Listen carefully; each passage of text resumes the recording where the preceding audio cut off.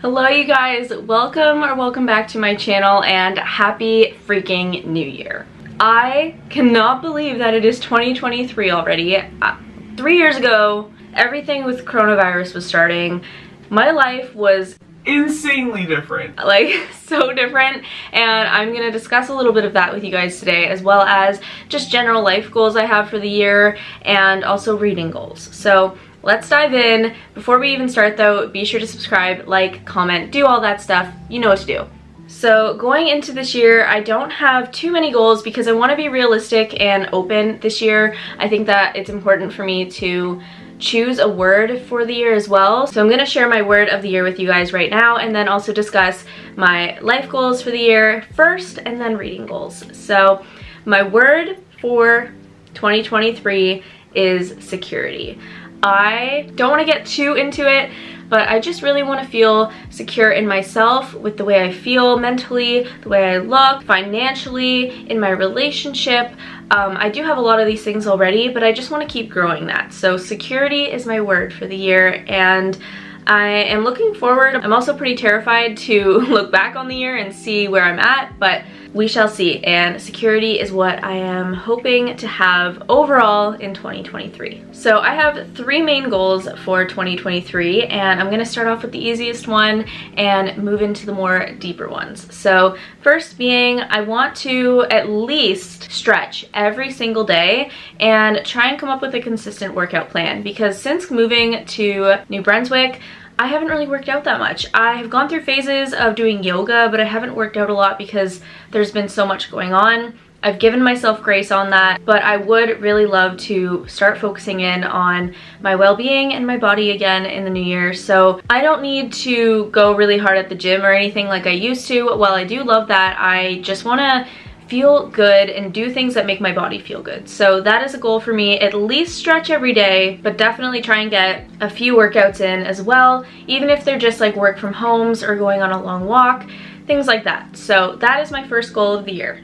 My second goal of the year is to sit down with my partner and just budget things financially. And once again, with that word of the year, I just want to feel a little bit more financially secure. We're going to be doing some financial budgeting and just really honing in on learning the value of money more. I already know a decent amount, but with buying this house and needing renovations and fixing things, we have had a few issues over the last few months, but also really great experiences with money as well. So I just think that I want to really financially budget throughout the year and just be more mindful of what I'm spending my money on and how to spend it.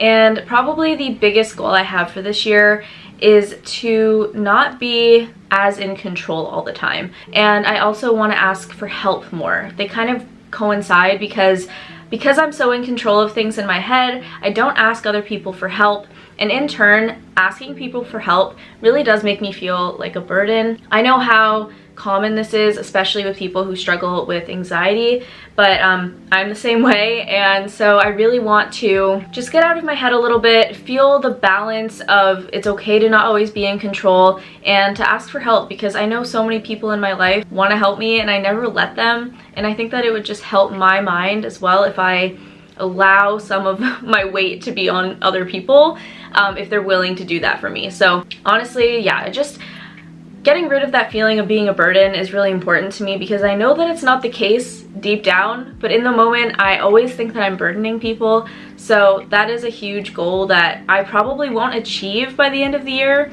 but it's something I really want to consciously work on. Alright, easy, done. Life goals are complete. Now, let's talk about what you're probably here for, reading goals. So I don't know if anyone else is like me in this case, but with how many books I like to read for the year, again, I'd like to be pretty realistic in looking back on how many books I read in the previous year versus, you know, if I want to overachieve or what have you. I know some people even like really lowball it because then they know they're gonna achieve it, they're gonna feel good about it. For me personally, I kind of just like to be a realist and like, okay, what did I read in 2022? What do I think I can achieve next year?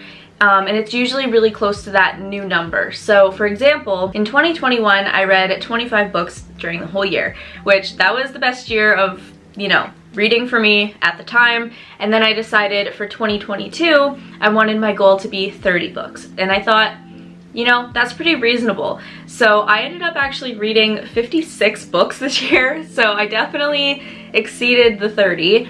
And I will say though, I feel like that 56 number, it felt a little pressured sometimes. So I don't want that feeling going into 2023. So my goal here for the 2023 year is to read 50 books. I think that that's reasonable.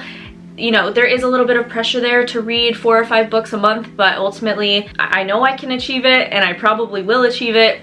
And if I don't, I'm more than fine with that. So 50 books is my goal for 2023. Another goal for me is I want to finish some series that I've started. So there's not too many series that I have on the go, but there are 3 in particular that I would like to finish or almost finish. I would almost like to finish the Shatter Me series because right now I am only on the 2nd book. I've read the 1st book and the 1st novella, and I'm on the 2nd book, but I know that there's a lot in there, so if I don't finish that series this year, that's okay. But the 2 that I definitely do want to finish this year are the Folk of Air series by Holly Black and the ACOTAR series by Sarah J. Maas. So those 2 are definitely ones that I want to finish this year, and I see it happening. I only have 2 more books in the Folk of Air series, and I only have the 1 novella and the 1 more book in the ACOTAR series.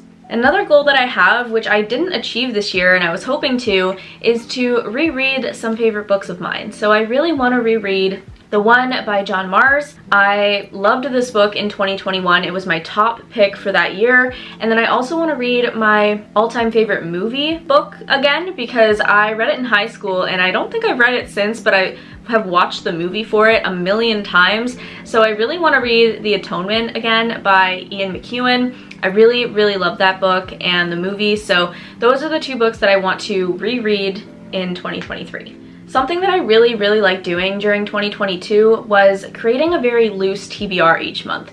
I gave myself the grace of hopefully reading at least 3 books a month, but I had a goal of 4 or 5, and then I would put books into those slots of 4 or 5 books. But if my mood changed, I was totally fine with picking something else that maybe intrigued me more. So I do have a goal again of 4 to 5 books a month. I am going to select which ones I would like to read, but if it changes, it changes. And I just think that worked really well for me. I liked having the structure without the pressure. The only book that I know I have to read every month is whatever book is voted for during the book club, and that is more than fine. So typically I'm choosing 3 to 4 books myself, and then one of them is for Lost in the Plot. Speaking of Lost in the Plot, I guess another goal could definitely be to expand my business with Lost in the Plot Book Club. I want to create like maybe a subscription service somehow. I want to create a digital planner, a book club planner, things like that that have to do with reading and my Etsy and my book club, because all of that, I feel like this year it just coasted because I was going through so many different things, moving across the country, starting a really serious relationship, all that stuff that I just wanted to focus on more, obviously. But I really want 2023 to be a business year for me. Very entrepreneurial. So that's the goal there. I just want to expand my brand and my business and just get the name out there a little bit more. And lastly, ending on an easier note, I really want to continue reading diverse genres. I think this year I did a really great job at that. I wish I read a little bit more historical fiction, so that's maybe something I'm gonna explore during 2023, but I definitely did open myself up to fantasy this year, to historical fiction a little bit. I did start off reading thrillers and then eventually romance, and I continued reading those, and so I think mostly I want to read just a little bit more maybe nonfiction and historical fiction, but for the most part I just want to continue what I've already been doing because I feel so happy reading. It is my #1 favorite hobby, favorite passion of mine, and I just can't wait to see what 2023 brings. Honestly, like, I am in a really good headspace. Well, I'm in a good enough headspace to go into the year very hopeful about my life goals and my reading goals. That's it. I don't like to make things too messy, and I think that those goals are the perfect amount for me. Be sure to leave a comment down below telling me maybe one of your life goals or one of your reading goals or both, because I would love to hear them. I love supporting you guys and having us just support each other as a community. It really It really does mean a lot to me, and I'm really excited to start this new year off still on YouTube, still doing my thing. I think a lot of people are really focused on the number of subscribers and followers, and for me personally, I just love knowing that I get to record these, edit these, and even one person is gonna watch it and get some recommendations and inspiration and hopefully make someone's day. Like, that is literally my whole point of being here, is just to discuss what I really love with people who also love it. So thank you so much for being here. If you reached the end of the video, I love you guys so much, and I'm really looking forward to seeing what this year has to bring. Happy New Year, guys. I will see you in my next video.